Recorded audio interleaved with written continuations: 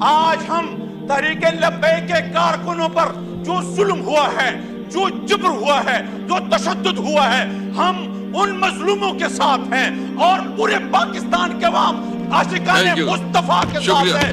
ہم جان دے سکتے ہیں لیکن رسول اللہ کے عشق پر سودا بازی نہیں کر سکتے۔ جناب اسپیکر حکومت واضح کر دے اس بات کو کہ وہ فرانس کے ساتھ ہے یا عاشقان مصطفیٰ کے ساتھ ہے۔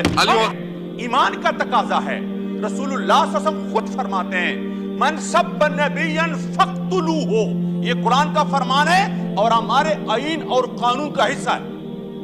295 سی اور بی یہ تمام دفعات آپ خود پڑھیں، جو رسول اللہ کی توہین کرے وہ مستحق سزائے موت کا۔ جناب اسپیکر ہمارا قانون اور آئین یہ ہے، 2200 مقدمات وہ درج ہے، رجسٹرڈ ہے، جن لوگوں نے رسول اللہ کی توہین کی ہے اس مملکت خداداد پاکستان میں 1500 ایف.آئی.آر درج ہے، اور اب بھی وہ لوگ دندناتے پھر رہے ہیں۔ حکومت وقت کا کیا ذمہ داری ہے؟ وہ ذمہ داری نبھاتے نہیں تو پھر عشاق مصطفیٰ کیا ان کے جذبات وہ نہیں بڑھے گی؟